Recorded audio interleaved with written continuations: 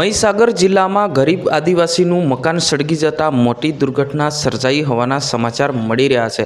આ દુર્ઘટનાની અંદર કેટલુંક કિંમતી વસ્તુ અને ચાંદી તેમજ અન્ય કોઈક ચીજ વસ્તુઓ, કપડાં તેમજ અનાજ જે બધું જ છે એ જીવન જરૂરિયાત વસ્તુ પણ સળગીને ખાખ થઈ ગઈ હોવાના સમાચાર મળી રહ્યા છે। વિડીયોને અંત સુધી જોજો ને આપણી ચેનલ પર નવા હો તો ચેનલને સબસ્ક્રાઈબ કરીને લાઇક કરી નાખજો। મિત્રો, તમને ખબર છે કે ગુજરાતભરની માહિતી જે છે અમે તમારા સુધી પહોંચાડવાનું કામ કરી રહ્યા છે।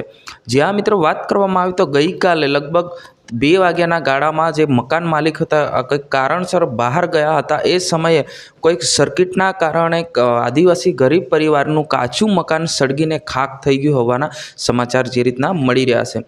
જે વાત કરવામાં આવે તો જે મહીસાગર જિલ્લામાં જે આ બનાવ બન્યો હતો અને જે રીતના આ જે મકાન જે છે અત્યારે માનવામાં આવે તો તડકો પણ ખૂબ જ પડતો હોય છે, ત્યારે કંઈક ના કંઈક સર્કિટના કારણે આવી દુર્ઘટનાઓ પણ બનતી હોય છે। જ્યાં મિત્રો ગઈકાલે એક ભયાનક દુર્ઘટના બની હતી। આ દુર્ઘટનાની અંદર તમામ પરિવારનું સભ્યનું વસ્તુ જે છે, કપડાં, અનાજ તેમજ અન્ય કોઈ વસ્તુ પણ સળગી ગયું હોવાના જે રીતના સમાચાર મળ્યા છે।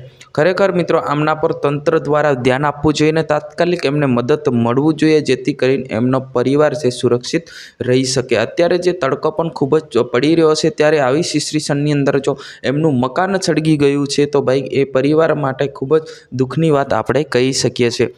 ગઈકાલે લગભગ 2 વાગ્યાના ગાળામાં જે મહીસાગર જિલ્લામાં જે આ બનાવ બન્યો હોવાના જે રીતના સમાચાર આપણને મળી રહ્યા છે, દુઃખ જ બાબત આપણે કહી શકીએ છીએ।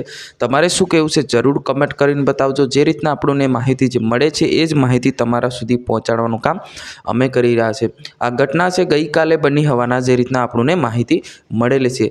જ્યાં મિત્રો આપણે ઇન્સ્ટાગ્રામ આઈડી પર ચાલુ છે એના પર બી તમને ઘણી બધી જાણકારીઓ મળે છે, તો જઈને ફટાફટ ફોલો કરીને લાઇક કરી નાખજો અને તમે કોમેન્ટ બોક્સમાં લખી શકો છો કે ભાઈ કે હા અમારા એરિયામાં પણ આવો બનાવ બન્યો છે, આપણે એમના વિશે પણ આપણે વિડીયો બનાવી દઈશું। આજની વિડીયોની અંદર બસ આટલું। તાત્કાલિક આપણે નવા વિડીયોમાં મળશું। જય હિન્દ।